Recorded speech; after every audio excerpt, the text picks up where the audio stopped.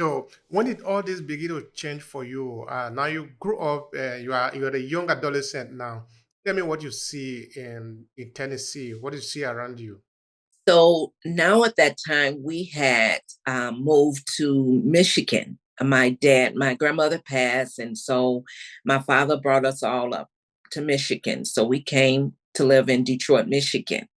And so that's where it started. And I remember a little girl sitting on the back porch and teaching. I always wanted to be a teacher, even as a young girl. So I would get the little kids and sit them on the step, and I would teach them, read the Bible to them, and teach them Bible class. So I said, when I grow up, I want to be a Sunday school teacher. Didn't know that Sunday school teachers didn't get paid, but that was letting me know that was my journey to teach.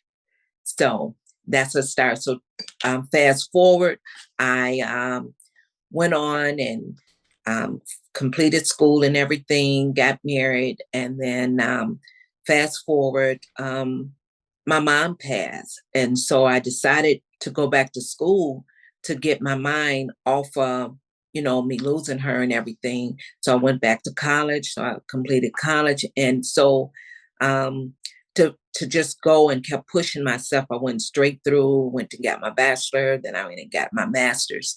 And that was my healing part, to go to school. And I learned so much, and just perfecting to learn more about how to teach, how to train. So I ended up getting a master in adult education and training, and just start training and working. I went to school also to cosmetology because my children was young, and I wanted something where I can manage my hours so that I can be with my children and work around. So being a cosmetology, you can set your own hours. So set my hours so I can get off and get home and be able to care for my family and just move forward. And then I wrote down my goals, what I wanted to achieve. I wanted to become an instructor. I wanted to be a platform artist. I wanted to open up my own school, and I completed all those goals. So this is the goal that I have completed, to open up my own school. And my daughter followed suit with me. She was like, I don't want to do this. I'm in between jobs. I said, well, go back to school and get your cosmetology license. It will allow you to take care of you and your daughter, but you have to run it like a business. You can't just be out here doing it. You have to value people time. So she went back to school and got her license. And I had already had two other salons, and we was working in a salon, and she goes, Ma, I think I want to open up my own salon. Let's do this together. So we end up in 2012, we came together and we opened up our first salon together. We opened it up, then we expanded and got another building in 2015, and we're here at this location now. And so we're just a two mother and daughter trying to make a difference in the community. So we do volunteer work with the veterans, we do with the homeless, we do with the kids. We offer programs and teaching young girls how to take care of themselves, how to do their hair, how to do their makeup, and doing hair on a budget. If you can't afford to go to the salon, these are things that you can do. So we do all those things and just trying to make a difference in the community. That's our biggest thing, is the community volunteer, donating food. And that's just what we're about. And that's what I enjoy doing. And I just love knowing that I have put a smile on someone's face and lift them up. And they said, you always smiling. And I smile because I want other people to smile no matter what I go through in life. I don't let it get me down. I keep moving. Even surviving fourth stage thyroid cancer, that even pushed me even more, that we have to be thankful and grateful. And no matter what storms you go through with, you have to continue to stay strong and pull through it. Don't let it get you down. And my kids was worried about me. And I said, don't worry about me. If I didn't have Jesus in my life, then you worry. I said, because he got this. And he said, whatever I ask for, he will give it to me. So I had to be patient through that storm so that he can get me to the school. I wanted to open up the school in 2016, but it just it wouldn't happen, and I didn't understand why. But now I know why. It's because in 2017, 18, 19, I was sick. So God had to do some renovation on me to get me prepared for the school so that I'm able to run that school and do what he wanted me to do. So those are some of the challenge, but I'm not going to say the challenge. Those were the things that to help build me up to get me to where I am today.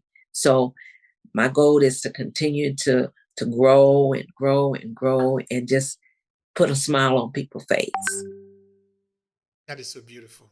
Thank you. I love that. I love that. That is so beautiful. Now, how do your daughter feel working with you, able to, of course, understand your background, and you are there, sort of still coaching her, and you are doing a business together? No, one thing is to do business with some friends. Another one is to do an educational business with your mother, and you are having the same goal, the same objective. Tell me about that. What does she feel? What does she tell you about that? Oh, she loves it. And we feed off of each other. You know, she deals with the financial part of the business and the creative director. I deal with the director of education. I do the training and we work together. I'm like, I don't like this. She do the design, set up how she wants the salon done and everything. And we just work together and we work side by side doing hair and um, when I can't do when I was off sick, my daughter was able to do my clients. And we just sit down and have meetings and brainstorm what can we do to make this a difference in this and give someone a piece of us. So now I'm trying to clone me and so that I can pass on to other stylists so they can take my clients because I'm retired from a behind the chair. I do work 1 day a week behind the chair, the Monday through Friday. I teach in the school. So, but it's great working with my daughter, to be my partner, to be my best friend.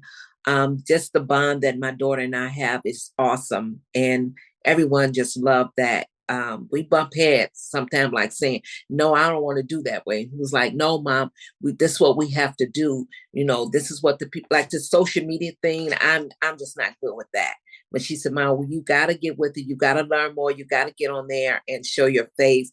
And I said, I am so nervous to get on here and talk. Now I can talk when I'm in a classroom. She said, well, that's what you have to do is get on social media and start talking, Mom. Tell your story. Tell what we're doing. You have to do that. So we're a great team together.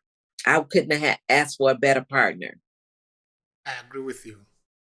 I absolutely agree with you. There cannot be a better partner than this. This is a generational journey. This is something really powerful. I love it. I love it. I love it. Now, tell me about the goal. You say you set out a goal to achieve this, and now you have achieved it. When did you set out this goal? Tell me how.